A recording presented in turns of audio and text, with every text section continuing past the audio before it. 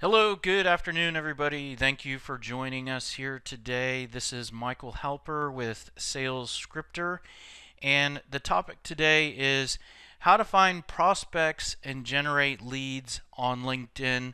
And here is our agenda for today. We're going to talk about some things you can do to find target prospects on LinkedIn. We will talk to you about what to say when you reach out to those prospects. We will talk to you about how to reach out and navigating organizations. So really that's about it. And first things first, let's talk about finding target prospects. So the first thing I would want you to do, or I would suggest, is to take a step back and think about what your ideal prospect looks like. And some things to think about when you're sort of going through that are, is there a particular industry that you fit best with? And I want you to not necessarily think about, when you're thinking about each of these categories, not necessarily all the different industries you sell to, but is there an industry where you fit best with? So I'll give you, by the way, as we go through this webinar and these topics and these tips, what I'm going to do is I'm going to try to basically give you an example. I'm going to give you an example of our world here at Sales Scripter. So I'll share a concept with you, and I'll apply that to us internally at Sales Scripter, and then hopefully that will give you ideas of how to apply the tip to you and your world. So not trying to be either pitchy about talking about our own stuff and be promotional of Sales Scripter, trying to use that more as an educational path instead of just giving you tips and you applying those tips to your product or service. So regarding industry, here at Sales Scripter, we sell, our customer base is just really almost every different industry you can think of. And so if we go out to LinkedIn for prospecting, we just don't want to leave the industry wide open, even knowing we really sell into almost every industry. Let me give you an example. So there's some really companies that sell everyday products that buy from us. I'll give you an example: office supplies, right? So we have clients that sell office supplies and they use our platform. Well, we at Sales Scripter, we help with messaging and getting salespeople to say the right things. Well, the message for office supplies is fairly straightforward. So even knowing we can help them, we don't hit a home run with that industry. An industry that we hit a home run with might be technology, where the message is complicated or it's difficult to teach salespeople, and we can help tremendously there. So if we're going to go out to LinkedIn and look for leads or pick up the phone or spend energy and time prospecting, you want to target the area where you have a sweet spot, where you deliver the biggest bang for the buck and whatnot. So that's just an example regarding industry. You might want to look at, when you're thinking about your ideal prospect. By the way, where we're going with this is these categories can influence the searching that you're going to do on LinkedIn, which I'll show you in a minute. You might want to think about the size of company, either in terms of employees or revenue. The location. So is there a particular geographic location where there might be a high concentration of businesses or individuals that fit really well with your product? Let me give you an example applying it to Sales Scripter. So certainly our customer base is all across the U.S. About half of our business is outside the U.S. But again, if we're going to spend energy and time prospecting, where is a good concentration of companies that fit really well with us? Well, I told you we might target technology companies.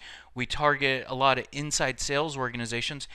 There are some geographic areas that have a big concentration of those. A couple examples are the Bay Area in Northern California. There's a high concentration of technology companies. So we can target those on LinkedIn. Or Austin, Texas has a big concentration of technology companies, and those companies all have really a focus on inside sales. So that's an example of us, instead of just like, okay, we're going to broadcast and prospect anywhere, target a particular geographic location. Then you might want to think about the title of the individual that you want to reach in an organization. So are you targeting a manager? Are you targeting a VP level, director, C level? what is the right person for you to try to reach out to. An example for relating that to our world, so we often can we can sell our product to any management level. By the way, actually, here's a really good example, and relating this to Sales Scripter is actually the majority of our customer base that comes in, especially through the internet, are salespeople. And so a lot of our customers are individual salespeople. They come in and they use our software. Now, we can also sell our software to managers of salespeople. Now, a salesperson usually buys one license, so purchases one unit of quantity of one from us. A manager purchases quantity of multiple. It's more than one. So if we're going to spend, again, our energy and time picking up the phone or looking on LinkedIn, sending an email, do we want to pursue people that are going to purchase one or people that are going to purchase multiple? So this is a great example of looking and thinking about who your ideal prospect is and where you should spend your energy and time. And even knowing the majority of our customers are salespeople, you would think, well, that's who we should prospect to as salespeople because that's the biggest amount, that's the biggest percentage of your customer base. No, but that's not the biggest bang for our buck for our time.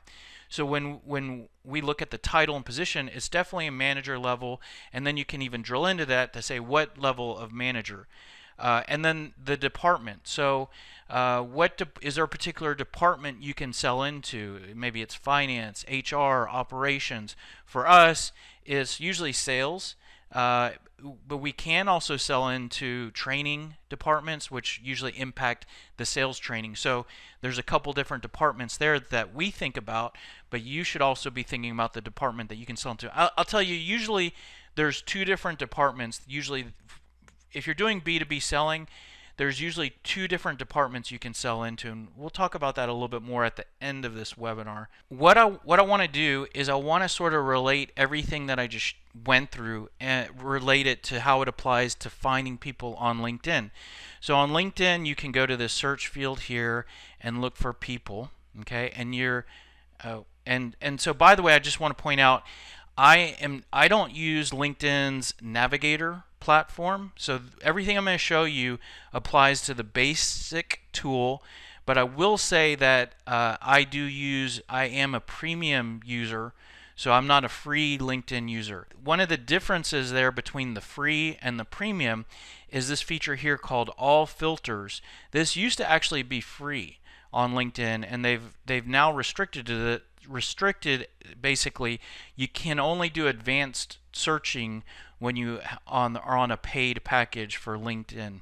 But what this does is this takes you to it's called filters, but it's really an advanced search, and so you can look at people by name, by company, by school that they went to, by title. So relating what I just said that you should think about, this is where you can maybe put the title of the individual that you might be looking for. So an example that we might target for Sales Scripter, just again using our example to help you to digest the tip and apply it to yourself, we might target, let's say, a director of inside sales. Okay.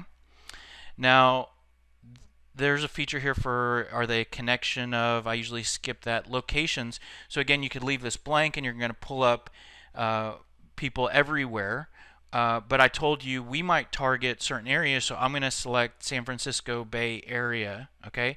Now, certainly, if you have an account-based strategy, meaning you have a list of accounts and you're trying to target and get into a set list of accounts, let me give you an example. You might have a territory and you have 50 named accounts, right? So you could certainly do a search and drill into each account using the search field. Or you may be wide open. Maybe your territory is a geographic area, then you could leave this open. And so this is kind of where you put the geographic area.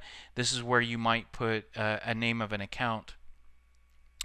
Again, so this is where this is going to pull up a search for people that currently work for that account. This is going to pull up a search for people that used to work for that account. I guess there's a certain scenario where You might want to find people that used to work there but no longer work there anymore.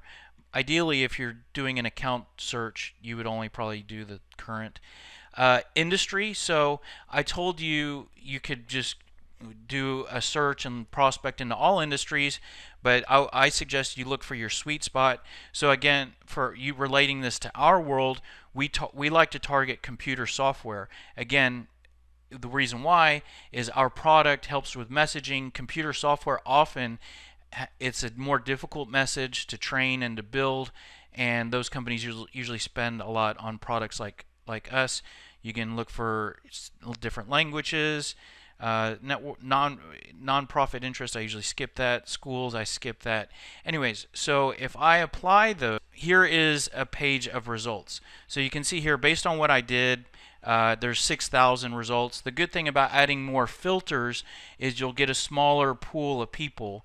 So, but basically, the key takeaway here is you can use LinkedIn, do some filters and advanced searching, and come across people that you did not know who that you had never heard of their name or their company before, and if you put in the right filters, you have a select pool of target prospects.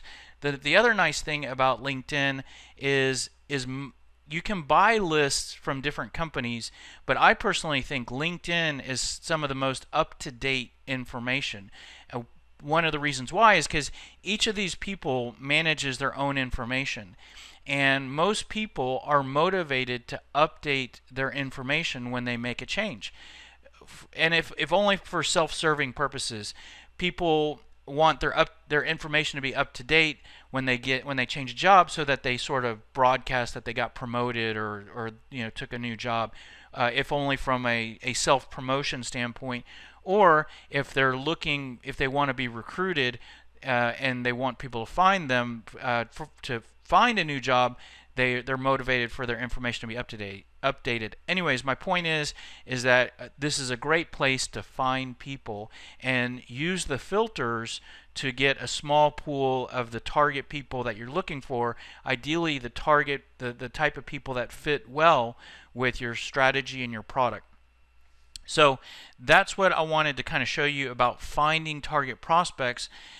Now we have this great set of prospects, and now it's time to reach out and communicate to them. So step 2 is let's think about how we can reach out to these people. So we have a few different options. We have this great new people that we found. How can we reach out to them? So option 1 is on LinkedIn we can send them an invite to connect. Option 2 is we can send them an email, and maybe a mix of those two. Option 3 is we can call them. So what I want to start out with is I want to tell you what I recommend that you don't do, and take this for whatever it's worth. This might not apply depending on what you sell, but what I personally have a pet peeve about is the instant pitch. And this is what I refer to as a salesperson sends an invite to connect. So every day I get people inviting me to connect with them. And then I'm very open on LinkedIn with who I connect with, because it might be someone who follows us on YouTube and they also want to follow us on LinkedIn, and that's fine. So I'm very open with who I accept invites from. But then immediately after I accept their invite, it can be in some cases it's 10 minutes, in some cases it's within the first day. That person that I accept their invite, they then send me an email selling their product, and I'll show you what that looks like. So, and these are emails taken directly from my LinkedIn inbox. So these are messages that are sent through LinkedIn. But it's something like, hey, talking about our portfolio to develop leads. Are you looking for a redesign of your website? We build enterprise apps. We're an in-house digital agency, small web design company. We offer quality, low-cost web app development. Get you these leads. web design agency. Our platform is an award-winning storytelling platform. Are you looking for these types of services? So you can just see, and this is just a quick grab. So what I recommend is that you don't be part of this noise. There's a few reasons why I personally think that this is not good. One is one thing is I think it's a little rude, because when you invite someone to connect, even knowing you're establishing a connection between you and that other person, you're then connected on LinkedIn, even knowing you're not really, I don't think you're necessarily misleading the person in that you send them a connect and they think that you're going to be friends and go out to a football game. They also aren't thinking that you're just, it doesn't feel great to be sold to. And it's one thing for you to reach out to them and try to sell to them, but I personally think it's rude to invite them to connect and then to try to sell to them right after. I know that the people that are connecting with me aren't wanting to be my friend, but maybe they're wanting to be part of my network, maybe they're wanting to follow me, maybe they're wanting to collaborate in a certain way. Maybe they are a representative of a product or service, and I'm fine with that.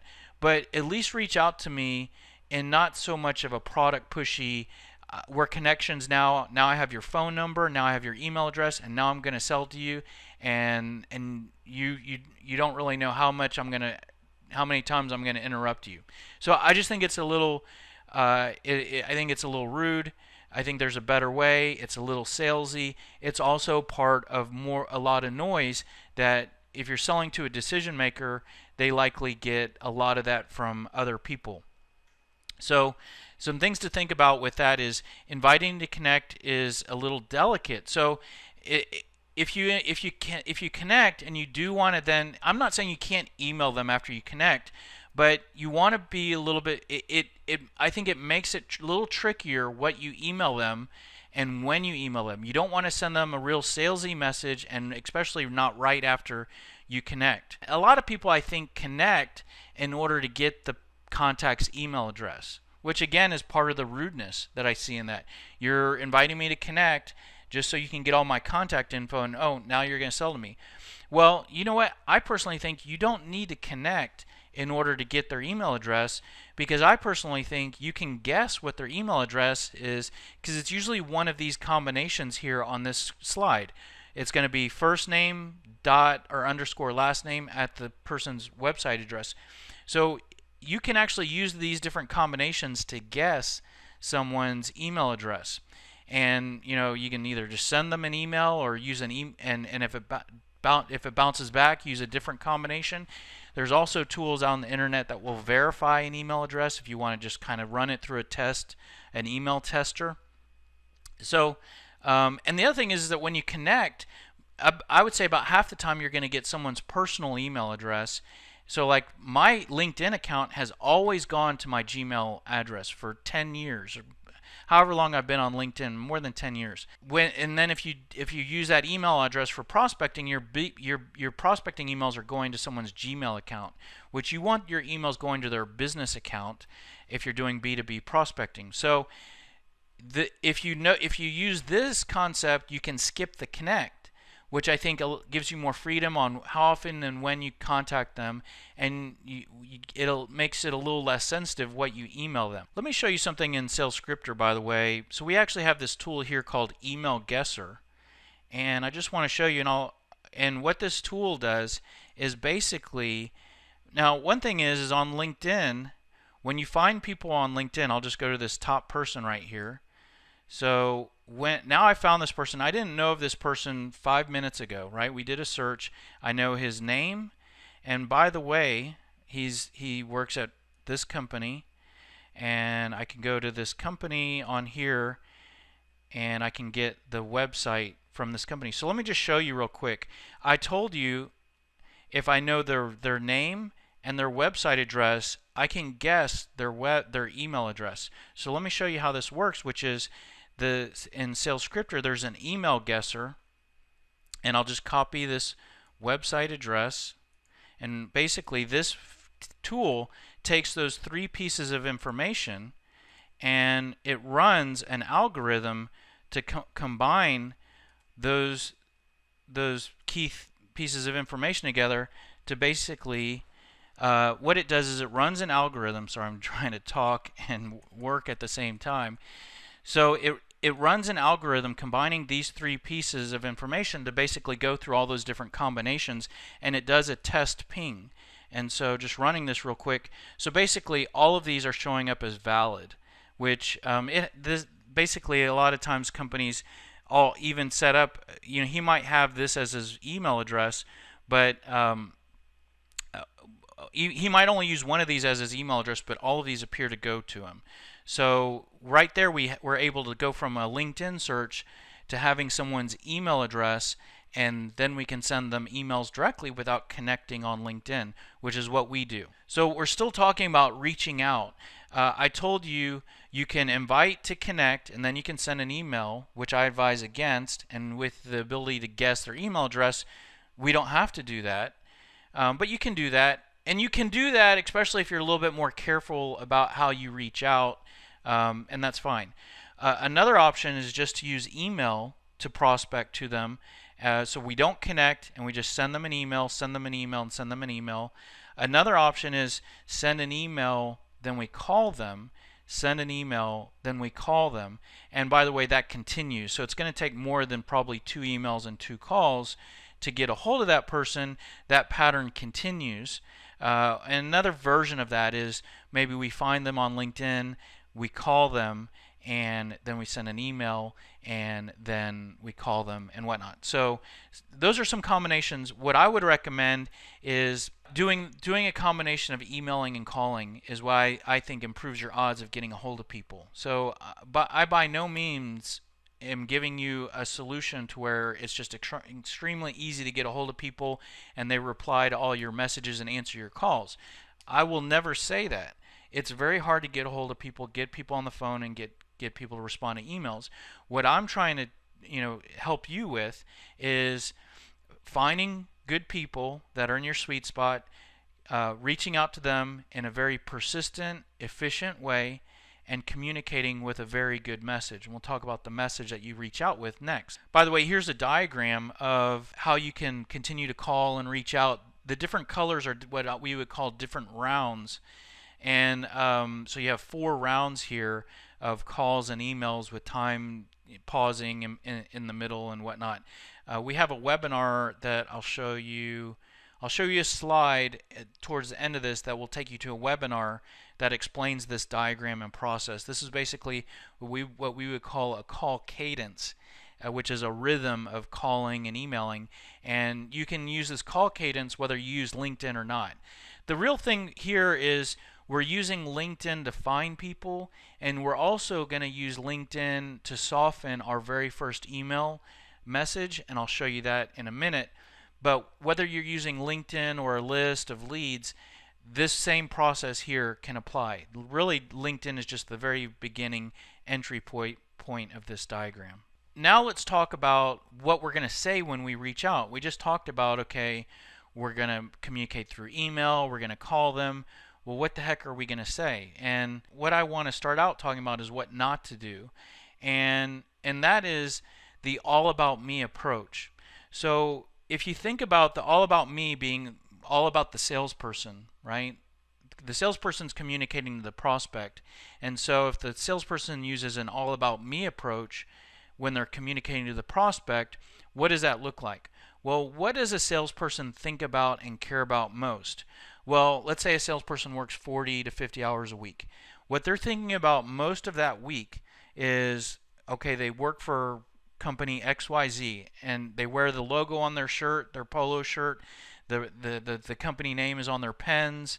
Depending on where they work, the company might be on the side of the car they drive, right? They think about their products. They think about what their products do. They know how all the different packages they offer and how everything's priced. They want prospects to buy. They want to make money. They want to hit targets. They want to provide for their family. So they want prospects to buy. They want, like I said, they want to hit their targets. They want to make commissions. These are the salesperson's interests. So when this is what the salesperson cares about, guess what? When it's time to reach out to a prospect, it's very easy for a salesperson to communicate in an all about me way. Let me show you what that looks like. Hey, and by the way, these are email. I don't know if these are the best examples. These are real emails that I grabbed out of my, email inbox from that I consider to be an all about me approach. Hey, I want to introduce myself as part of Company X.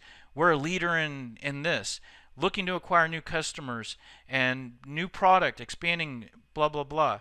We provide this. So this isn't all about me. They're talking about the company they're with, what their products are, what their products do. I hope everything's going great for you, and thanks for connecting with me. I wanted to reach out to ask you how you're doing this. I'm sure you have everything taken care of, but I want to earn your business. Love to talk to you about what myself and Company X has to offer your business. So again, it's all about me. He or she wants to sell to me. I'll keep this short and to the point. We launched Product X after 3 years of development. What do I care? I don't care how long they've been developing and what they've launched. It's a total game changer. Again, all about them. It's a self-service platform, unlike anything you've seen. It's inexpensive and fast. So it's all about him or her, the product, and wanting to sell to me. So what I would call that is the product pushing or product selling sales pitch. It's the company, the product, the features, the pricing, and the message is closing the sale. So again, whether or not the emails say, do you want to buy from me, closing the sale type of approach and pitch is, I want to schedule a meeting with you to talk about your needs. Have you purchased this regularly? Are you purchasing this from someone else? Are you looking to do, I'll give you an example I use a lot. A payroll provider. Every business has payroll. I have a payroll provider. I've made changes over the years from one payroll provider to another. But a payroll provider called me up and said, are you looking to evaluate other companies? Now that's not quote closing the sale on the call, that's not sign the dotted line, but the question is clearly, are you looking to make a change today? Which means the whole point of her message was closing the sale, when there's a different way to go. And so our approach is more of a consultative selling sales pitch. So instead of the product, it's how the product helps, the problems and pain points that the product helps to make go away, questions to see if the prospect has the pain points that or the interest that you can help with. If you sharing examples of how you've helped someone else. If you differ in some sort of way, highlight that. If you deliver some sort of ROI, explain that. And instead of closing the sale, the pitch should center around starting conversations. So instead of that payroll person saying, are you guys interested or looking to evaluate other providers, with that question, every call she makes that she asks that question, she has to time it perfectly with calling people that are looking to evaluate. There's other reasons for her and I to talk. She could start the conversation with me whether or not I'm looking to switch providers. She could, instead of asking if I'm looking to evaluate, she could say, hey, I'm in your area. We do things differently. I want to just establish the line of communication. I know you might not change this year, next year, but I want to come in and just start the conversation with you. It'd be 20 minutes. Can I pop by? That's totally different than, are you looking to evaluate? And I know I'm drilling into this a lot, but this really goes to prospecting on LinkedIn, because you don't want to try to find people that are looking to buy today what you sell, because then you have to time it perfectly. You want to find people that you can start conversations with so that when it's time to purchase, you can be there for them. Let me give you an example. Let's take the most basic product. And if you've ever watched the show The Office, right? The Office, Dunder Mifflin Paper Company. So they sell paper products, right? So most companies buy paper products, but instead of calling up and saying, "Hey, do you guys need some paper? Are you looking to purchase another round of paper?" Instead of doing that, which then you have to time it perfectly. Let's say that companies only buy paper every 3 months.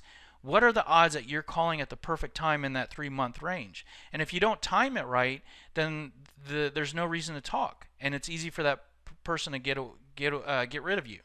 So instead of saying, are you looking to purchase paper products, say, hey, I know you may have all the paper you need today. You may already be buying from someone. I want to just come out and start the conversation with you. We do things a little differently, and I'd like to share how that is with you. And I'm in your area once a week. Can I pop by for 15 minutes? And yeah, at the end of that, you don't have to buy any paper from me, but you'll know who we are and how we do things. And when it comes time for you to make a change or place an order, you can know that I'm there for you. So that's the difference between trying to close the sale type of pitch and start the conversation. So I know that's a lot on that one thing, but that's really important for your message, especially using LinkedIn for prospecting. I want to show you, again, I told you I'm going to kind of relate this to Sales Scripter.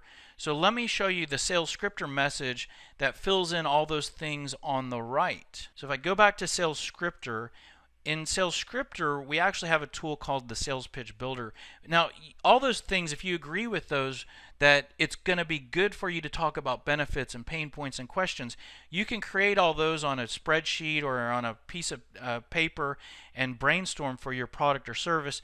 Sales Scripter does provide a place for you to basically brainstorm all those. So you can see here these tabs here for creating content, benefits, pain points, and questions. So these are where I have a campaign targeting. I told you we target directors of inside sales, and so this has a campaign built with all the benefits, pain points, and questions for that particular audience. And so this is where all those points are in the consultative pitch. By the way, when you change the audience, these could change. So I told you, like, you might be able to sell into different departments. And I told you we sell into sales, but sometimes we sell into training. When we go from talking to sales and talking to the trainers, the benefits are different. The pain points are different. The questions are different. So your pitch could slightly change, meaning your emails could change. And by the way, when you're the product pushing salesperson over here, everything kind of stays the same. These people say the same thing to everybody because they're just talking about their product. This is a little bit trickier, and that's where you get to sound. That's where you become to sound a little bit more sophisticated for your buyer. So here's a webinar on how to be a consultative salesperson. It kind of takes you through the process of shifting from being a product pusher to being more consultative, and it's about an hour long. So if you want to learn more about that, I'd encourage you to watch that. So we're still talking about what to say when we reach out, and so we're going to reach out using emails. Now, I told you, think about your benefits, your pain points, and whatnot. Well, once you've thought about that, what does that look like? So again, I told you to think about the stuff on the right here. So what does that look like in terms of email templates? Well, I've already shown you what the left looks like. The left are the emails that say, hey, I'm with this company, this is what we sell, I'm reaching out to see if I can schedule a meeting with you to talk about your needs. Do you guys need this? So that's the product pushing email. The really nice thing about on the right side is, well, by the way, let me go back 1 second. On the left side, and I know this from experience, when I ignore the email on the left, the product pushing email, what happens is most salespeople will then send me email number 2 that is a copy of email number 1. Either it is a straight copy and they're just sending it again, or it's a copy with this at the beginning. It says, hey, did you get a chance to see my other email? As I mentioned, I'm with product company X. So so basically they have one message that they're continuing to send to me. Now, we know that it's going to take multiple emails and multiple calls to get in. So instead of sending the same message, the nice thing about our approach, which is on the right, is that each line here, we can create a different message. And that way we have different messages to continue to send to someone. And so that creates that I'm not saying that this is like magic and it's just going to get you into every account that you pursue. But what it does do is it communicates in a consultative way with a slightly different message with repetition. So either A, the repetition could help you to get in, meaning you're continuing to email them. B, the slightly different message improves your odds that something in email 2 might have caught their attention that and nothing in email 1 did. So it sort of continues to reinforce, educate them more. Maybe there's something additional that continues to catch their attention. So let me show you what that looks like in real time. Going to Sales Scripter now. So we have this folder here for prospecting emails. Now I just showed you that in Sales Scripter where you can dump all the benefits and pain points and whatnot. Well, once you have all that in Sales Scripter, we create what we call these pre-call emails. So like here's a pre-call email with a pain focus. So this is a prospecting email. We use a pain point for the subject line, challenging for sales reps to generate leads and get into new accounts. And then it's just a very brief, laser-focused message. This is pain focused. So, hey, the reason why I'm reaching out to you is that I'm with Sales Scripter, and we find that inside sales directors have challenges with pain point 1, 2, 3. We help to improve those areas, and that's why I'm reaching out. Are you available for a 15 to 20 minute conversation where we can blah, blah, blah. So, again, a few different things here. One is it's a consultative approach. It's brief. It focuses on pain points, and it focuses on starting conversations, not selling the deal. So, by the way, also we have, so that's just sort of an email that you could send to someone, whether you used LinkedIn or not. We do have a version of that. So you see here, saw you on LinkedIn. So I told you this is that same message, but it just kind of softens the intro with, hey, hello, Bob, I came across you on LinkedIn and wanted to reach out because we find that inside sales directors can often have challenges with blah, blah, blah. So this is that exact same message, but we just include the LinkedIn stuff to kind of soften it. So that you're not coming out of like the blue, that you're letting them know how you found them. And it's just I think a nice little touch. We know that it's going to take multiple emails. Remember I said the optimum thing is to continue to email them and to also in parallel call them.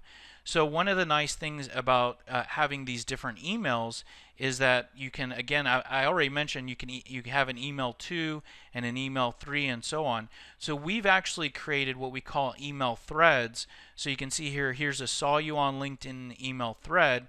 And so email 1 is I came across you on LinkedIn, but then there's an email 2, value message and whatnot. And so there's a whole series of emails that you can send to someone over a period of time. By the way, if you send these through Sales Scripter, we'll deliver out those emails. So you can go from finding someone basically on LinkedIn, you use our email guesser to get their email address, you load them up in our system, and then you can send them basically the whole series of emails, and we'll schedule out those future emails. So basically you could go from, you start your hour of prospecting, you do your search, you see people that you never would have known about, you guess their email address, you get them into Sales Scripter, and then within a minute or two of just even clicking on their profile, you have a series of emails that are going out to them. So that is basically, again, what we're talking about. What we're talking about here is create what you're going to say, and specifically what you're going to say with email, because and that once you've basically created this information, you can use that for your email messages. Here's a whole webinar on creating email templates, so it goes into a little bit more detail about what I just talked about there. But now I also mentioned that using the phone in parallel with email will improve your odds of getting in and getting a hold of them. So we're still talking about what are we going to say, and so we can actually, the great thing here is we can use what's on the right not only for our email messages but also for our phone call, our call script, also our voicemail messages. Basically, when you create the content on the right, and just so you know, this is actually where Sales Scripter comes from, is that the first business that I started was more of a consulting business and an appointment setting outsourcing business, and I basically would create the stuff that's on the right for our clients for different purposes, whether we were doing cold calling or helping them from a consulting standpoint. But the realization I had at one point was that, you know what, if I have like 3 bullet points in each of the lines on the right, I can create a whole bunch of documents. I can create a call script for you, because we can use the value for the introduction. We can use the questions as the centerpiece of the call. We can use the pain points if we run into a dead end. We can use the differentiation and the ROI to build interest to go for the meeting and the customer example. We can use all that for email templates. We can use all that for voicemail scripts. So let me just show you what that looks like.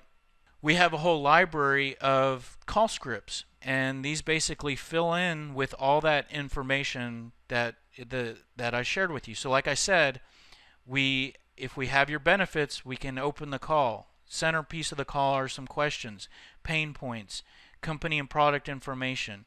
So like I said, so that is that's what basically this is what you use when you're calling people on LinkedIn. You send them the email and then you give them a call. By the way, I just want to point out, just to continue with our example here, if you use this approach that I'm sharing with you, one of the bigger challenges that you will experience is actually getting phone numbers. And let me just show you. By the way, I'm clicking on this contact. I don't know who this is, and so but what I do to get the phone number is I'll drill into the LinkedIn page for the company that they work for, and then I click on the URL for their website, and then that'll take you to their website, and then I go for the contact us, and most likely this will have phone numbers. Yeah, so here, internet home consultant. So that's probably not the right phone number. Here's a bunch of different phone numbers. What the key thing is that you want to email them and you want to call them. So you use the email guesser to get the email address, and then you use the company website to get the phone number. A lot of times it's going to take a little brainstorming or trial and error with the phone number. Some websites will just have this. They will not give you a phone number. They'll direct you to like an inquiry web submission page. Some companies have a sales phone number. So just take what you're able to get, okay, and you give it a shot. Sometimes you can get somewhere where there's an operator, and then you ask for the person by name. Sometimes you get in where there is an auto attendant, and it'll say, please, if you know the name of the person, enter the first digits of their name or whatever, and you can end up with an extension. Sometimes you're not able to get their phone number. And when that happens, the nice thing about SalesScripter is if you are, let me go back here, if you're sending this series of emails and you can't get the phone number, well then you just stop. You don't call that person. You will decrease your odds of getting a hold of them, because you basically, to get a hold of them, you want to email them, call them, and leave voicemail messages, and just continue that sort of surrounding approach, if not even reaching out to them in other more creative ways, sending them a direct piece of mail, sending them a message on Twitter, getting creative. But if you aren't able to get the phone number and get their direct extension or whatever, then the nice thing here is you just let SalesScripter do what it can, which is continue to send out a series of emails, and you move on to the next person. Your odds of getting a hold of that person decrease without you calling them. But the nice thing is that you're not manually sending these emails. So the software is doing the work for you. So it's just going on behind the scenes, and you're getting more. You're adding more new people into the mix and moving on.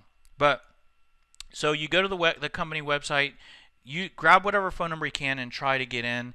It's not perfect, but with persistence and hard work, and then continuing this on contact after contact, you eventually build up a funnel of people that you're reaching out to, that you have phone numbers for, and that you also have the software automating emails out to them. So that's what you kind of want. Here is a webinar on building a call script. So I just kind of scrolled through that call script that we're able to create. Here's a webinar that talks to you about cold calling and building a script. So moving on to the last section here, which is navigating organizations. So if you're doing B2B calling, you're likely reaching out to someone that's in a big in an organization. Using SalesScripter as an example, I told you we have a campaign and might do a search for directors of inside sales. Well, that's a level of the director is the level, and the department is sales organization. So that's a whole organization with different levels, and then there's other organizations like training or marketing or whatnot. We've gone from doing a search on LinkedIn to pull up people, maybe even people we never knew and businesses we'd never heard of, and now we're trying to contact them. Let's just face it, some of these people we'll never get a hold of. So what can we do? Well, so what I would advise is you go back to what I told you. What we started with was thinking about your ideal prospect, right? And there's two things I told you to think about, which was the title and position and the department. So for SalesScripter, Director of Inside Sales. Well, there's likely other levels in the organization that you can sell to, right? So for me, maybe Director of Inside Sales is great, but there's a level above and there's a level below. There's likely two. I already said there's likely multiple departments that you can sell to. So let me explain on what I'm talking about there. So let's say that your target is the VP level, and you find them on LinkedIn, you reach out to them, you've made some calls, you've sent some emails, you're not getting any response. Well, at some point, what I would recommend is that you move vertically in the organization. So that means going above. So you might go to the C level.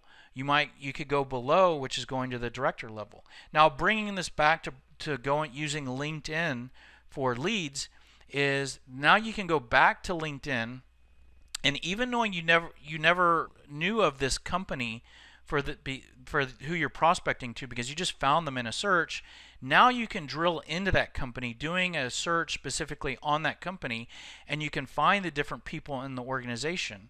So you can find people above and below in that department. You could also move what we call horizontally, which is, let's say you're targeting IT and you can't get in, you've tried a couple different people, you could also then try maybe moving to a different department like operations. So at one point, like relating this to SalesScripter, is maybe we're targeting a sales department, but then we're going to say, okay, well, let's see if we can get a hold of someone in training or HR or employee development. So that's moving horizontally to a different department. And what that looks like from an organization standpoint is, yeah, sure, there might be one person you're trying to reach. And if I've already admitted that it's hard to get a hold of people. So if you put in some good calls and some emails and you can't get a hold of that one person, which is very likely because it's hard to get a hold of people, do you just move on to the next account? Or let's say you're going to call 9 people, 9 individuals, right?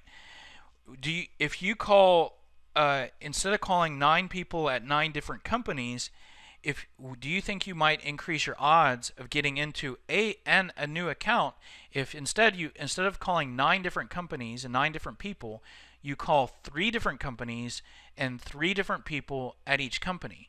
So it's just a different way to look at it, and I personally think the drilling into the organization and trying to find a way in improves your odds of getting into new accounts.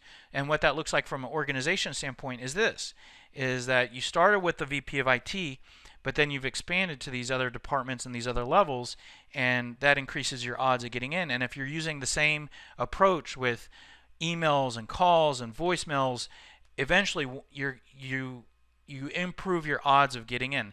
Now the downside is that you're taken away from from time that could be spent working other accounts, and that's a valid point, and that might be a decision you might need to think about, measure or test. But is because, like I said, if you're calling 9 accounts and you change to 3, well, that's less accounts that you're pursuing. But maybe you improve your odds of getting in if you have a more concentrated, focused approach. I showed you this earlier. I know it's a little hard to read this diagram on the screen, but there is a webinar that goes through each of these steps, and each of these are rounds of calls and emails. The reason why I bring this up is because I'm talking right now about moving to other areas of the organization. And one thing that we do is we don't necessarily, okay, we're going to call, I just talked about calling 3 different people. We don't call all 3 of them at the same time. We start with one. And when it starts to seem like we're not getting in, then we move on to another. And what that looks like from this process standpoint is this red box down here, which would technically be in round 3 of calling. So you're pursuing someone with 2 different rounds, actually 3 different rounds. It's the end of round 3 that you begin to say, okay, I'm not getting anywhere with this person, so let me go back to finding someone new, and then you start back at round 1 with the new person that you found. So that process is explained in this webinar on what we call a call cadence, so how to get people to answer the phone. So that is really everything I want to talk to you about today.